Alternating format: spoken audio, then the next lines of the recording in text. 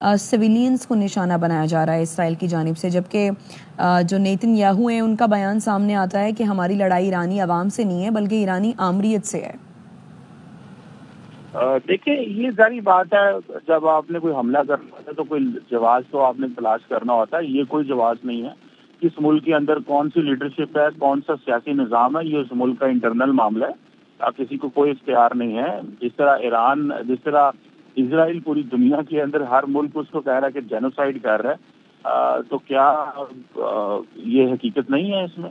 तो मेरा नहीं ख्याल कि ये किसी किस्म का कोई किसी को जवाब हासिल है कि वो पहले ही ईरान ने तो देखें कोई हमला नहीं इजराइल किया, उसके ऊपर तो हमला किया जा रहा है, तो वो तो डिफेंड करेगा अपने आप को। सो ये इजराइलियों का ये शुरू से रहा है कि जी हम प्रीएम्प्ट कर रहे हैं और हमारी लड़ाई जो है वो ईरान की जो है वो क्लर्जी से है या ईरान की एस्टैब्लिशमेंट से है, रिलीजियस एस्टैब्लिशमेंट से है या मिलिट्री से है। ये जंग जारी बात है ईरान के लोगों के साथ है, और ईरानी लोग जो हैं वो बड़े मुज़ाहमती लोग हैं। उन्होंने कई दहाइयों से सैंक्शंस को बर्दाश्त किया है। मुझे लगता है कि चीज़ जो है वो एक मुश्किल वक्त आने वाला है इस पूरे किस्से के ऊपर, और ईरान की भी लीडरशिप जो है उसको भी सब फैसले करने पड़ेंगे। ट्रम्प भी उनसे बातचीत कर रहे हैं और वो यही कह रहे हैं कि ईरानी बड़े अच्छे लोग हैं और हम उनसे तिजारत भी करना चाहते हैं उनके साथ। जी, बल्कि आपने देखा कि वॉशिंगटन पोस्ट के अंदर ईरान के जो फॉरेन मिनिस्टर हैं उनका आर्टिकल आया कि आप एक बड़ी इकॉनमी है, हमारे साथ कारोबार करें, ट्रेड करें। तो मेरा ख्याल है कि ईरान ने भी बड़े डिफरेंट अंदाज से अमेरिका को अप्रोच किया, और वो जो ये जो नई लीडरशिप है ईरान के अंदर, ये बड़े सुलह जो किस्म के लोग हैं, और वो चाहते हैं कि हम भी खित्ते के दूसरे ममालिक की तरह तरक्की करें। जिस तरह यूएई है, कतर है, बहरीन है, बाकी अरब वर्ल्ड है, वहाँ उनकी तरह तरक्की करना चाहते हैं और ईरान को इस मुश्किल से निकालना चाहते हैं और इन सैंक्शन से निकालना चाहते हैं। लेकिन इजराइल है कि बार बार हमले कर रहा है। पहले भी उन्होंने हमले किए और अभी फिर। मैं समझता हूँ कि प्रेसिडेंट डोनाल्ड ट्रंप जो है उन्होंने क्योंकि ये कहा है कि वो अमन पसंद प्रेसिडेंट हैं, वो दुनिया में अमन लाना चाहते हैं, तो ये शायद उनको इस पर ज़रूर एक्शन लेना चाहिए और ज़रूर एक्ट करना चाहिए। ठीक है जी, हमारे साथ ही रहेगा डॉक्टर कमर चीमा साहब। हम Washington DC bureau chief Jahanzeb Ali हमारे साथ मौजूद। जहांजेब, जैसे कि मार्को रूबियो ने ये भी कहा कि इसराइल ने हमसे कहा है कि ईरान के खिलाफ कार्रवाइयाँ हम अपने दिफा के लिए ये ज़रूरी थी। जी देखिए, बिल्कुल अभी तकरीबन आधा घंटे पहले ही जो है एक्स के ऊपर मार्को रूबियो ने अपनी स्टेटमेंट दी है और उसमें उन्होंने कहा है कि ये इसराइल की एकतरफा कार्रवाई है और अमेरिका का इसमें कोई किरदार नहीं है। और उन्होंने ये भी कहा है कि ईरान खित्ते के अंदर जो अमेरिकन इंटरेस्ट हैं और अमेरिकन बेसिस हैं उन पर जो है किसी किस्म की भी कार्रवाई करने से जो है बात रहे। और देखिए, अमेरिका तो बिल्कुल भी नहीं चाहता। इस वक्त डोनाल्ड ट्रंप की इंतजामिया है, वो तो अमन की बात करते हैं, वो जंगों की बात नहीं करते। और जंगें खत्म कराने के लिए हमने उनका किरदार भी देख लिया है, किस तरीके से उन्होंने पाकिस्तान और भारत की जो जंग है वो रुकवाई, किस तरीके से वो रूस और यूक्रेन की जंग रुकवा रहे हैं, और किस तरीके से उन्होंने मुज़ाकरात शुरू किए। और वो मुज़ाकरात तो डोनाल्ड ट्रंप ने उस वक्त शुरू कर दिए थे कि जब हम देख रहे थे कि ईरानी क़यादत की जानिब से बहुत ही ज़्यादा थ्रेटनिंग स्टेटमेंट्स आ रही थी, ना सिर्फ इसराइल के खिलाफ बल्कि अमेरिका के खिलाफ भी।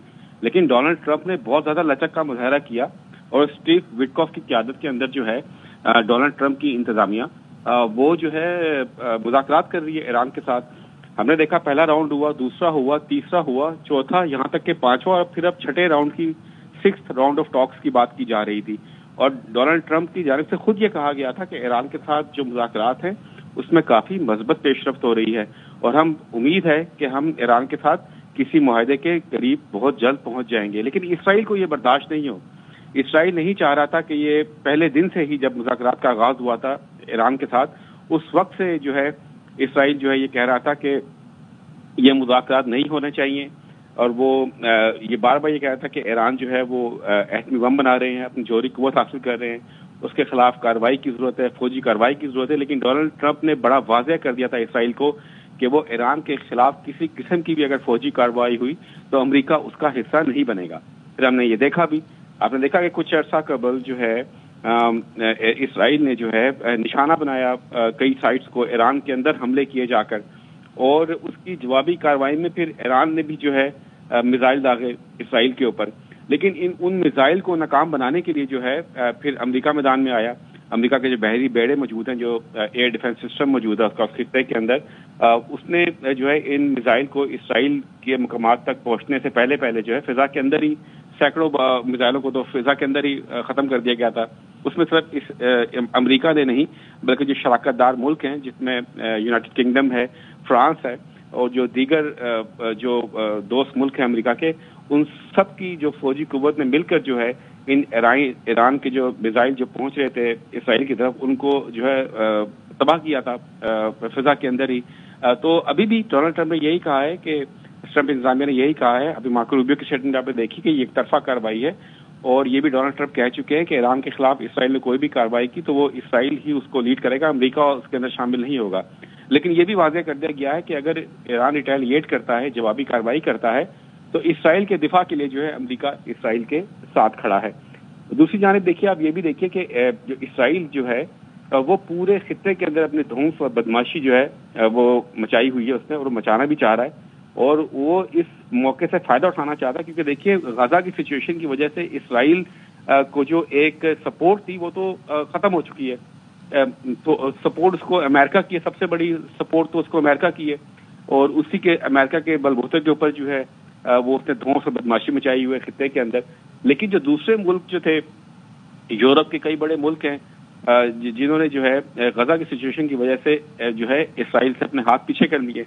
اور آپ یہ بھی دیکھیے کہ اسرائیل جو ہے اب وہ اس معاملے تک پہنچ گیا کہ غزہ کی سچویشن کی وجہ سے وہ پہلے ہی ان کو بڑی تنقید کا سامنا کرنا پڑ رہا ہے, دنیا بھر کے ملکوں کی طرف سے تنقید کا سامنا. تو اب اسرائیل نے یہی سوچا ہے کہ جب اتنی تنقید ہو رہی ہے, پوری دنیا اسرائیل کی دشمن بن رہی ہے, تو کیوں نہ اس موقع سے فائدہ اٹھا کے جو ہے ایران کا بھی جو ہے خاتمہ کر دیا جائے. لیکن جو آپ یہ دیکھیں کہ محدود پیمانے پر جو ہے یہ فضائی کارروائی کی گئی ہے اسرائیل کی جانب سے, وہ فل فلیج جنگ نہیں کر رہا.